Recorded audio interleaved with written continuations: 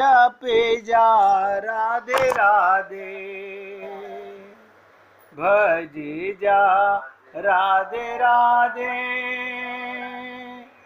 जपे जा राधे राधे। राधे अलबेली सरकार, भजे जा राधे राधे। राधे अलबेली सरकार, भजे जा राधे राधे, भजे जा राधे राधे, जपे जा राधे राधे, भजे जा राधे राधे, जपे जा राधे राधे। राधे रसिकों की सरकार, भजे जा राधे राधे। सभी पुण्य आत्मा एकाग्रचित्त होकर सुनेंगे, क्योंकि गोपियों का भाव यहाँ से बदल जाता है।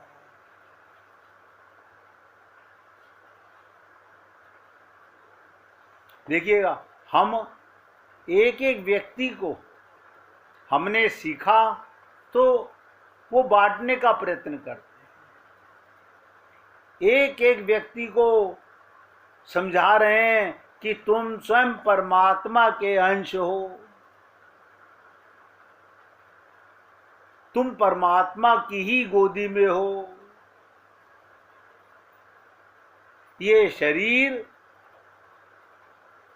जो व्यक्ति इतना सब जानने के बाद भी अपने को शरीर मानता है, उसे संत महात्मा कहते हैं, जो व्यक्ति अपने को शरीर माने वो पशु। ये तथ्य है। आदमी तो परमात्मा हो सकता है, परमात्मा का है, ये संभावना है, लेकिन हम समझा रहे हैं कि आदमी परमात्मा है। साधु सन्यासियों के पास पापी बैठकर सिर हिला रहे हैं और कहते हैं धन्य महाराज, बहुत ठीक आप कह रहे हैं, क्योंकि वे साधु सन्यासी समझाते क्या हैं? वो समझाते हैं तुम परमात्मा हो, तुम्हारे भीतर स्वयं सच्चिदानंद ब्रह्म का निवास है, तुम वही हो। और पापी बड़ा प्रसन्न होता है, अपने को भूलने में सुविधा मिल जाती है, उसे बचने का रास्ता मिल जाता है, सपने में वो भ्रम हो जाता है। वैसे सारा दिन शरीर मानकर पशु बना रहता है।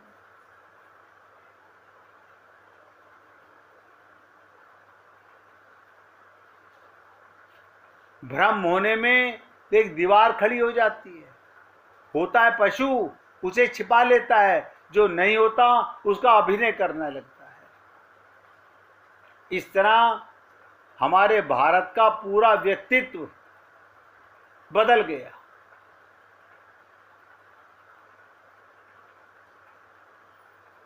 खंड खंड हो गया। हम अपने को मानते हैं और जो हम हैं वो हम अपने को जानना भी नहीं चाहते। देखो कमाल है, हम अपने को मानते क्या है, जो हैं वो उसे जानना भी नहीं चाहते। मानने की तो बात ही दूर है। हम उस तरफ आंख भी नहीं उठाना चाहते। बड़ी तरकीब है ये।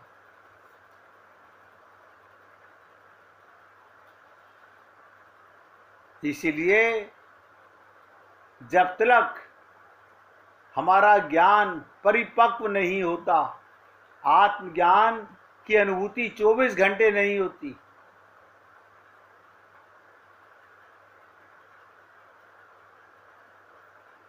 जीवन में किसी को छोड़ना नहीं है, ध्यान दीजिएगा, जीवन में किसी को छोड़ना नहीं है।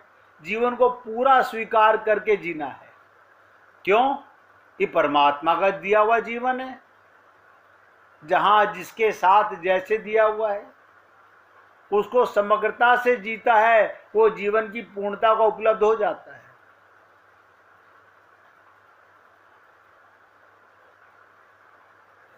इसीलिए मैं कहता हूं कि कृष्ण का बहुत मूल्य है और हमारा वर्तमान रोज उस भविष्य के करीब पहुंचता है जहां कृष्ण की प्रतिमा निखरती जाएगी और एक हंसता हुआ धर्म, एक नाचता हुआ प्रेम, स्मृति, भक्ति आपके हृदय में समाने लगेगी।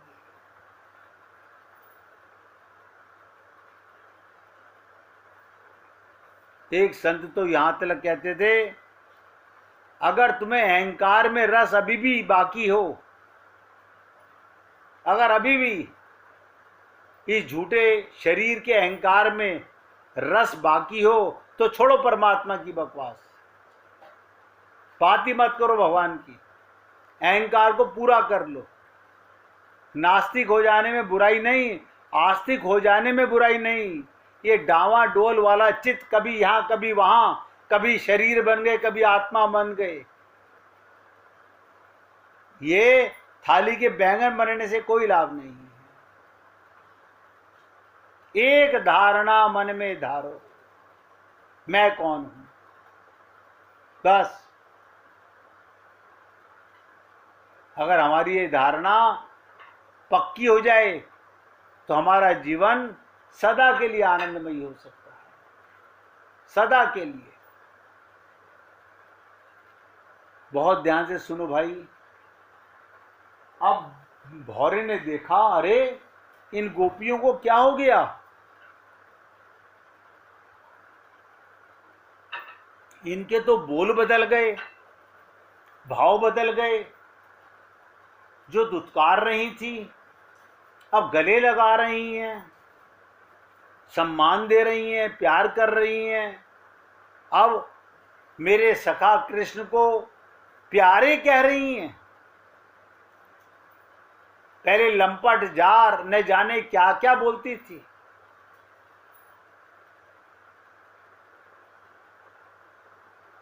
अब भौरा गुनगुनाया तो बोली, हम समझ गई।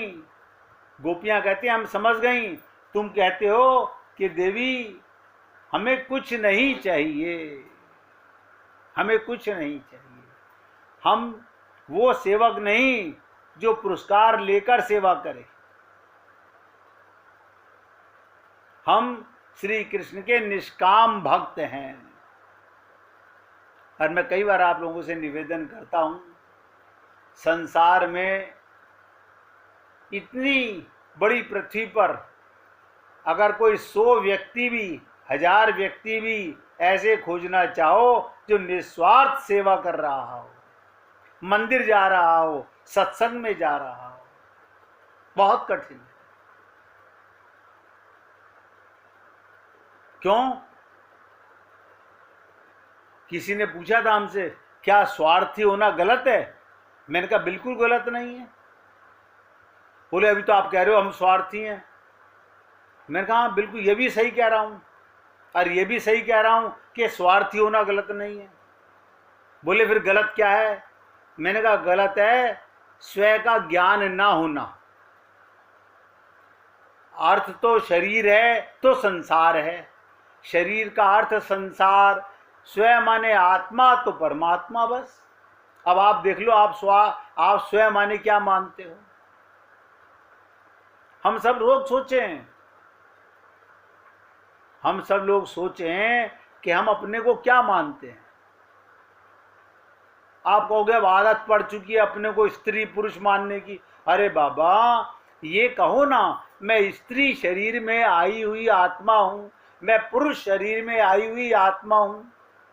अब मेरा पति शरीर का ये, इसमें भी परमात्मा, लेकिन मेरे हृदय में पुरुषोत्तम परमात्मा है।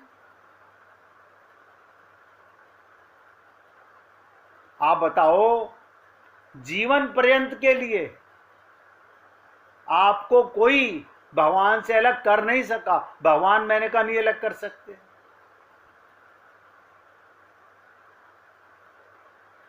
तो उद्धव जी का भाव, हम भगवान श्री कृष्ण के निष्काम भक्त हैं और हम सब लोग धर्म कर्म पूजा पाठ अर्चना उपासना करने वाले सकाम भक्त हैं।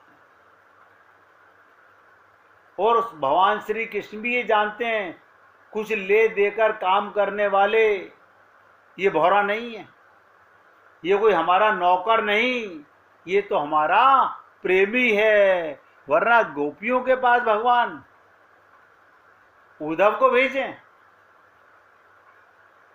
बस उसके पौथी बुकिश ज्ञान को, वेदों के ज्ञान को, शास्त्रों के ज्ञान को प्रेम में परिवर्तन करने के लिए भगवान ने इन गोपी गुरुओं के पास भेजा।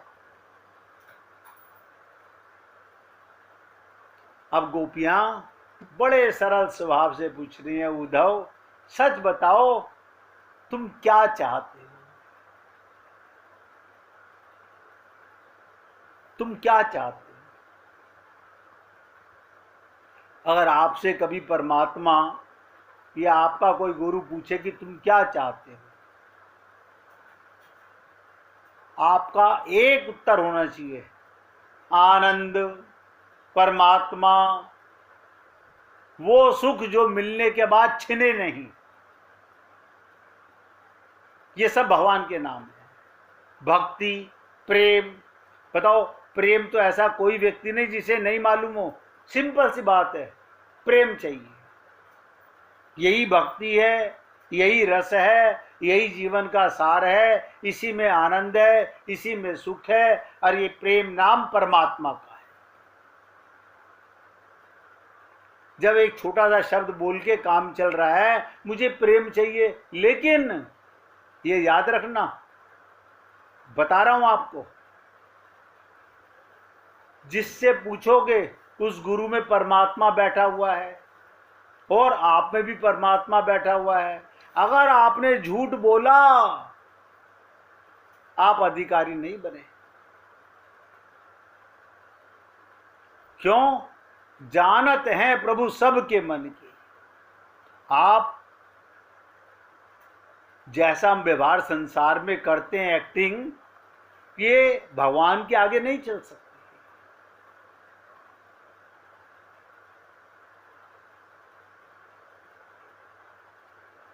सीतारामाचार्य जी के छंद की जो लाइन है, निज कृपाश्रित को सुगम हरि, संशय इमे करना नहीं। आप अपने आप को भी धोखा दे रहे हो।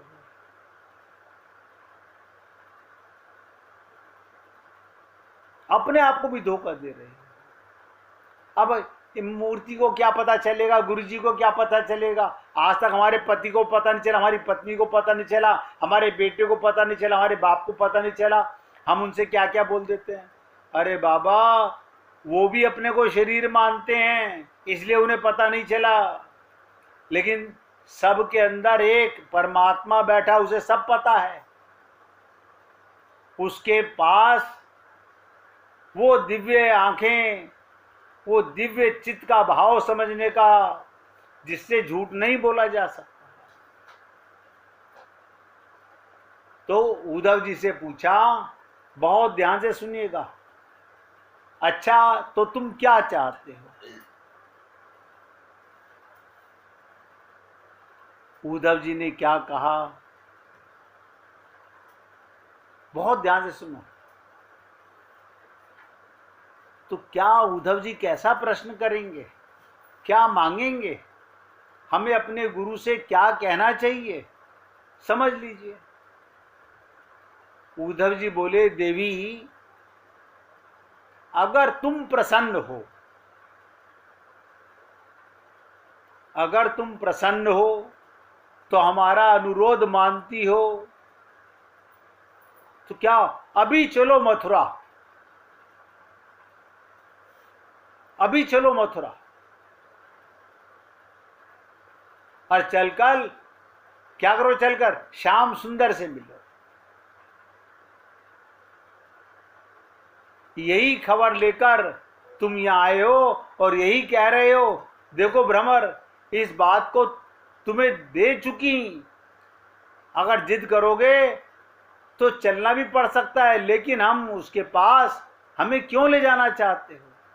अब देखो, उद्धव को नहीं पता, उद्धव तो यही समझते हैं जैसे आप और हम लोग समझते हैं। हम शरीर से शरीर के पास जाएंगे तो हम मिलेंगे। हम लोग यही समझते हैं।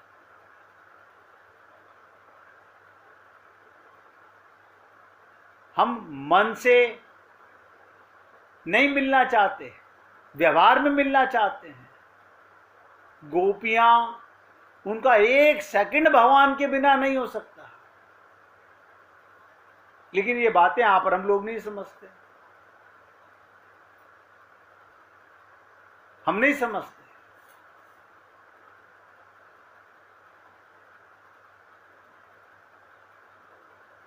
तो गोपियां कहती हैं उसके साथ, कृष्ण के साथ तो कोई ना कोई द्वंद्व लगा रहता है।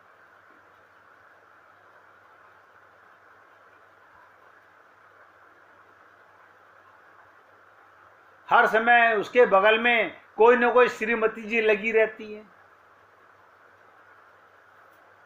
अब देखो, फिर मान हो गया तुरंत। बोली तो उद्धव जी बोले, नहीं देवी, ये बात बिल्कुल झूठी है। आप मेरे सखा को ऐसे ब्लेम मत करो। कोई उसके साथ नहीं रहता, वो बिल्कुल एकांत में केवल तुमसे मिलेंगे। तो गोपियां बोली, क्यों झूठ बोलते हो,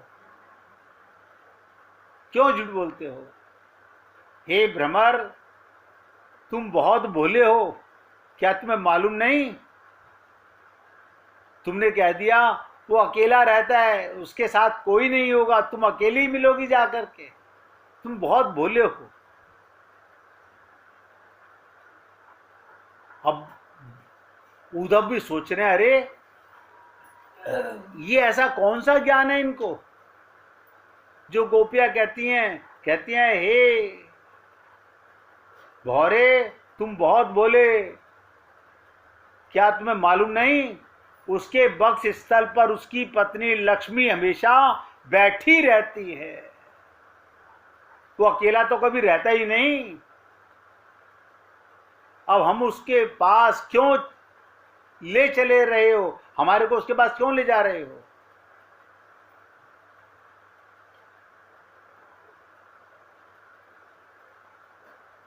कहत कठिन समझत कठिन।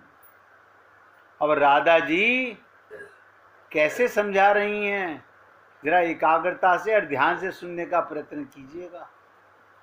क्यों? अभी आप और हम लोगों में अनन्य भक्ति नहीं है।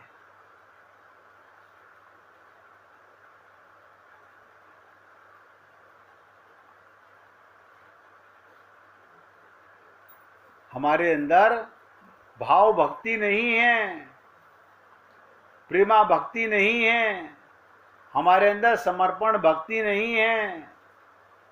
हम मंदिर में जाके घर की याद करते रहते हैं, सत्संग में जाकर के ये सोचते रहते हैं अब समय हो गया, मुझे तो जाना था, मुझे तो मार्केट जाना था, अब सत्संग कब तक चलेगा। ये हम सबका हाल है। यानी हम लोगों को ये कभी ख्याल रहता ही नहीं कि जहां जाकर, प्रेम में जाकर सारी दुनिया भूल जाते हैं, वो हमारे साथ कभी नहीं होता। हम आगे की लीला पहले सोचते रहते हैं। अब राधा कैसे समझाती हैं, ध्यान से सुनिएगा। स्वयं भगवती ब्रह्म विद्या जीव से कहती है। क्या समझाती हैं, कैसे समझाती हैं? जीव और ईश्वर दो सखा हैं। कहते हैं द्वा सपर्णा सखाया। इस एक वृक्ष के ऊपर एक डाली पर दो पक्षी बैठे हुए हैं, एक बालक और एक पालक, दोनों सखा हैं, एक आत्मा और एक परमात्मा। एक पेड़ पर दो पक्षी हैं, जाति एक,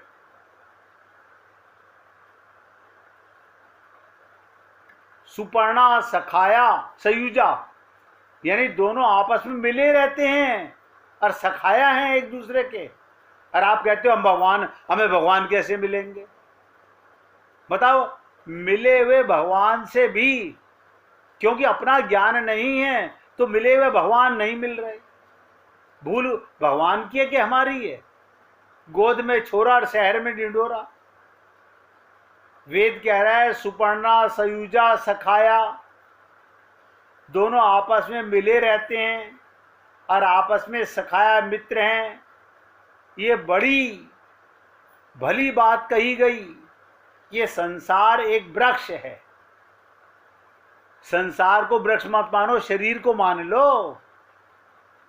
ये शरीर एक वृक्ष है। इस शरीर को वृक्षों कहते हैं।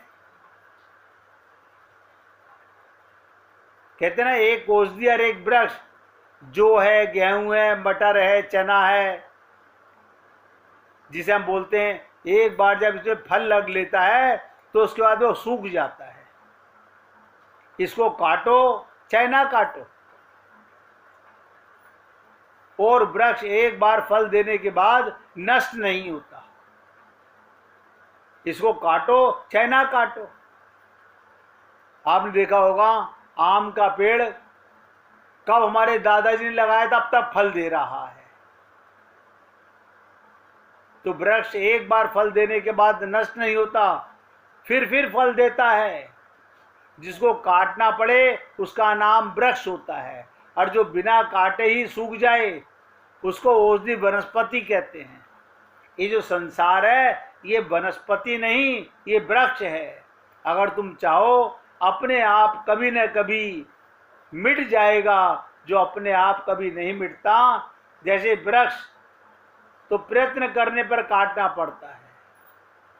असंग रूपी दृढ़ शस्त्र से इसको काटना पड़ता है। इसका नाम वृक्ष संसार है। आप और हम लोगों ने इतनी दृढ़ता से संसार को पकड़ लिया है, बस यही मेरा, यही मेरा, यही मेरा शरीर, यही मेरा परिवार, यही मेरा समाज, यही मेरा देश। ये अज्ञान है। आप हम लोग कहाँ कहाँ जन्म ले चुके हैं, किस किस लोक में जन्म ले चुके हैं, हमने कभी सोचा नहीं। 1 मिनट भगवान का कीर्तन करके फिर आगे बढ़ेंगे। गो